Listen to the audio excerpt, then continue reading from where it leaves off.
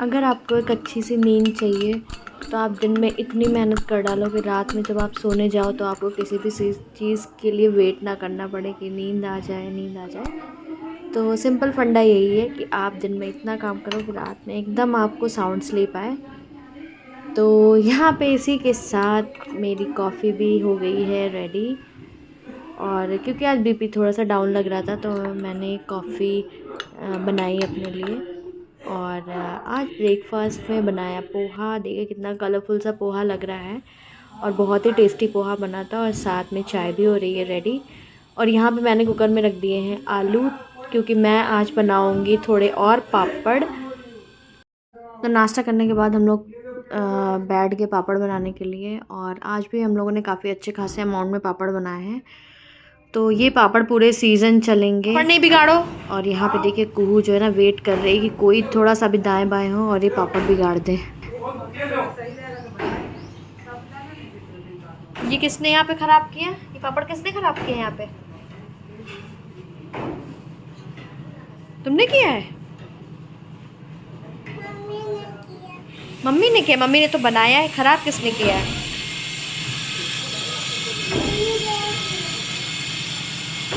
हम जा रहे हैं अंदर। Bye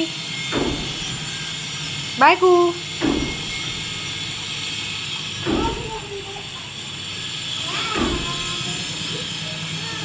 bye.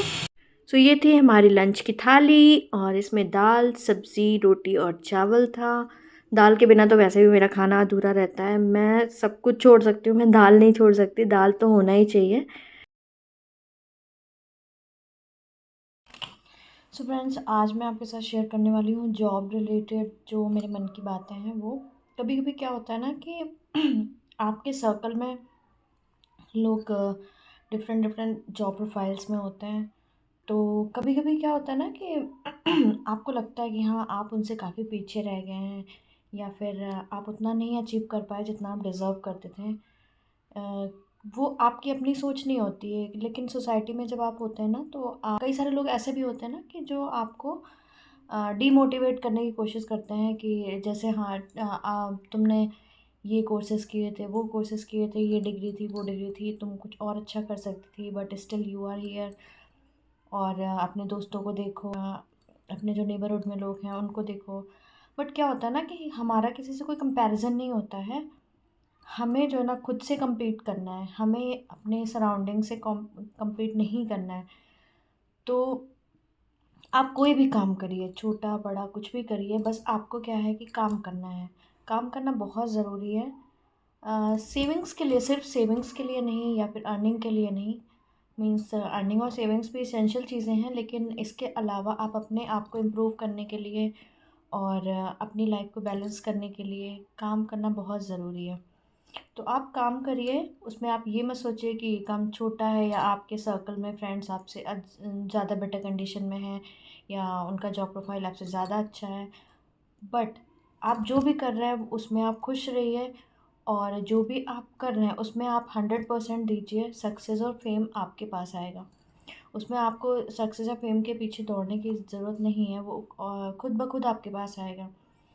मीन्स जैसे मैं अपनी बात करूँ ना तो कई सारे लोग मुझे बोलते हैं कि यू डिज़र्व समथिंग बेटर, और तुम और भी अच्छा कर सकती थी करियर में या ऐसे कुछ। लेकिन मुझे ये लगता है कि ना कि मैं जहाँ पे हूँ मैं सेटिस्फाइड हूँ, एंड दैट्स ऑल। मुझे ज़रूरत नहीं है कि अगला सामने वाला क्या बोल रहा है या पड़ोसी क्या बोल रहा है या कोई कुछ क्या बोल रहा है। मैं खुश हूँ, that is the most important thing. मुझे लगता है कि मैं इस जॉब प्रोफाइल में खुश हूँ। और यहाँ पे एक चीज़ ये भी है कि जैसे मैं अपना नेचर जानती हूँ कि मैं बहुत ज़्यादा अंडर प्रेशर काम नहीं कर सकती। तो मेरा जो जॉब प्रोफाइल इस समय है वहाँ पे एज़ सच कोई प्रेशर नहीं है। मीन्स प्रेशर ऐसा नहीं है कि किसी जॉब में प्रेशर नहीं होता है, लेकिन हाँ प्रेशर की इंटेंसिटी ज़्यादा या कम हो सकती है। तो जिस वर्क प्लेस पे मैं हूँ तो मेरा जो जॉब प्रोफाइल है वहाँ पे प्रेशर इतना ज़्यादा नहीं है, और वहाँ पे एक चांस है कि आप अपने अपनी क्रिएटिविटी या अपने इनोवेशंस को वहाँ पे इंक्लूड कर सकते हैं। तो मुझे इसीलिए अपनी जॉब बहुत ज़्यादा पसंद है। डज़न्ट मैटर कि मेरा ग्रेड पे क्या है या मैं कितना अर्न कर रही हूँ, इट डज़न्ट मैटर।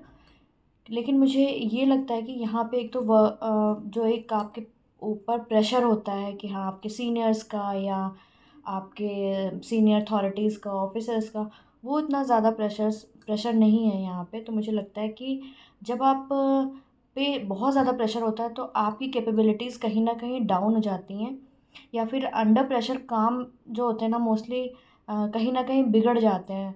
और जैसा कि मेरा नेचर है, मेरा स्वभाव है, तो मुझे पता है कि मैं अंडर प्रेशर काम नहीं कर सकती, क्योंकि मुझे अंडर प्रेशर काम करने की आदत भी नहीं है, और साथ में अगर मैं अंडर प्रेशर काम करती हूँ तो वो काम मेरे बिगड़ जाते हैं। तो मैं एक काइंड ऑफ फ्री सोल हूँ, तो मुझे लगता है कि ना फ्रीडम के साथ अगर आप कोई काम करते हैं तो वो काम और इनोवेटिव और क्रिएटिव तरीके से होता है, प्लस आप उसमें अपना 100% दे पाते हैं। तो जैसे मैं टीचर हूँ, तो मुझे ऐसा लगता है ना कि ये फ़ील्ड मेरे ही लिए है, क्योंकि यहाँ पे इतना ज़्यादा प्रेशर नहीं है, और यहाँ पे जो भी है वो आप हैं। आप हैं और आपके स्टूडेंट्स हैं। तो आप और आपके स्टूडेंट्स के बीच में कोई तीसरा पर्सन नहीं है कि जो आपको कुछ बोलेगा या स्टूडेंट को कुछ बोलेगा। तो यहाँ पे मुझे लगता है कि ना मैं अपनी कैपेबिलिटीज़ के अकॉर्डिंग बहुत कुछ कर सकती हूँ। जैसे नए तरीके से पढ़ाना बच्चों को। नॉर्मली आप सरकारी स्कूलों में देखेंगे, या जिस तरीके की छवि एक सरकारी स्कूलों की है, तो वो मुझे ऐसा लगता है कि ना मैं इस जॉब प्रोफ़ाइल में रह के उसे ब्रेक कर सकती हूँ।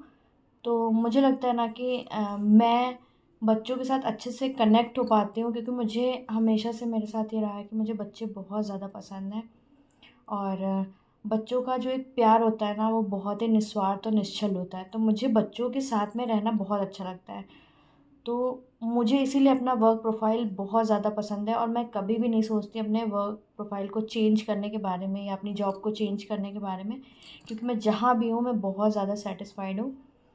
तो अभी क्या है ना कि जैसे मैं मैटरनिटी लीव पे इस समय चल रही हूँ, तो फिर भी मेरे बच्चे मुझे हर दूसरे-तीसरे दिन कॉल करते हैं और बोलते हैं, "मैम कब आओगी, कब आओगी? आपको बहुत मिस करते हैं।" ये वो।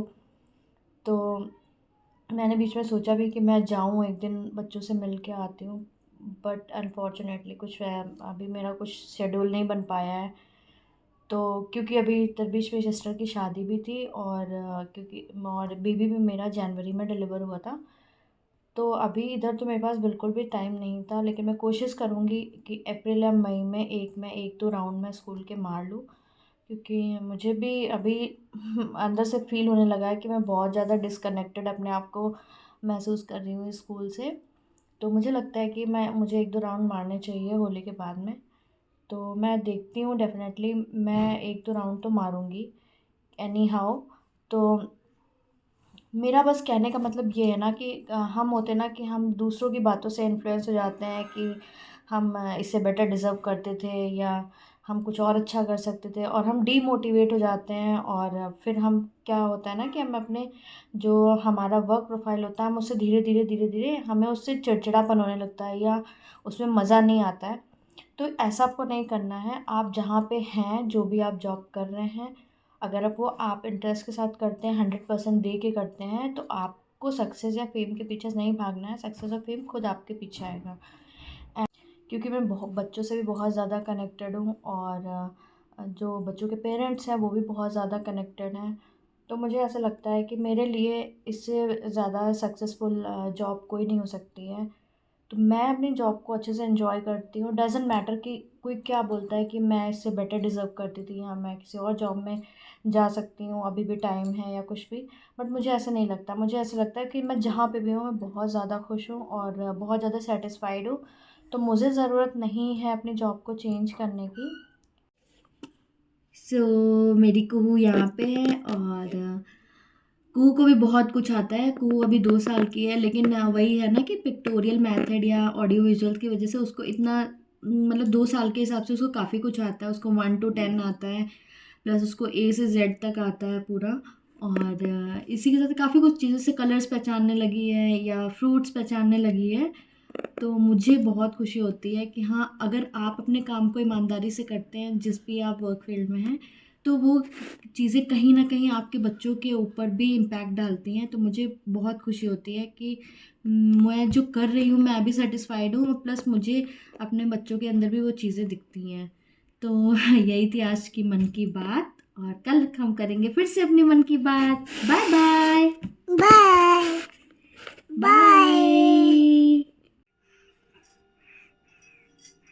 ये गुजिया दे तो दे देना।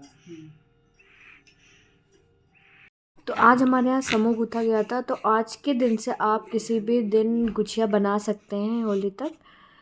और दरअसल हम हमेशा तो आप गुजिया बना नहीं सकते पूरे साल, तो आज का दिन ऐसा होता है ना कि आज के दिन से आप होली के बाद शायद अष्टमी या नवमी तक कभी भी गुजिया बना सकते हैं।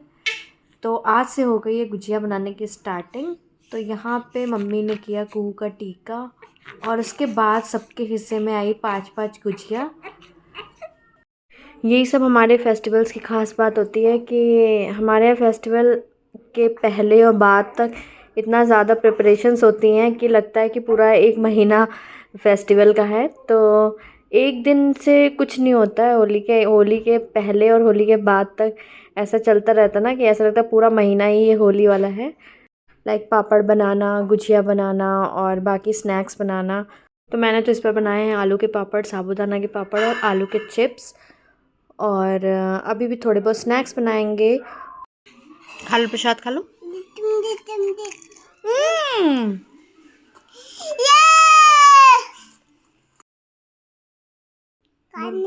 कहानी सुनाओ।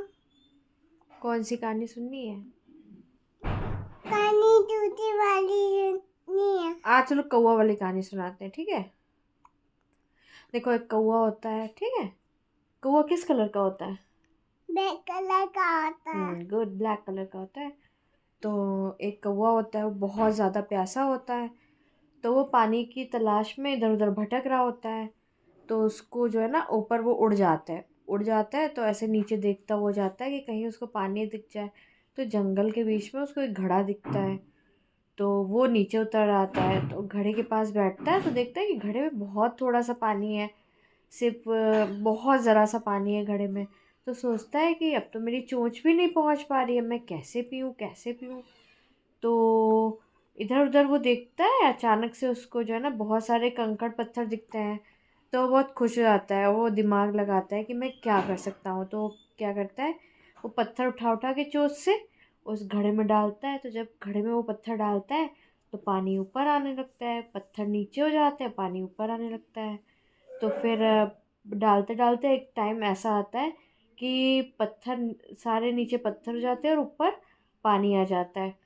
तो जो है कौवा पानी पी लेता है और उड़ जाता है और बहुत खुश हो जाता है। तो इस कहानी से हमको क्या सीख मिलती है कि मतलब थोड़ा सा दिमाग अगर हम लगाते हैं, थोड़ी सी युक्ति लगाते हैं, तो हम कठिन से कठिन काम भी आसानी से कर सकते हैं। तो इसी के साथ मैं करती हूँ इस ब्लॉग का एंड। मिलते हैं नेक्स्ट वीडियो में। Till then bye bye.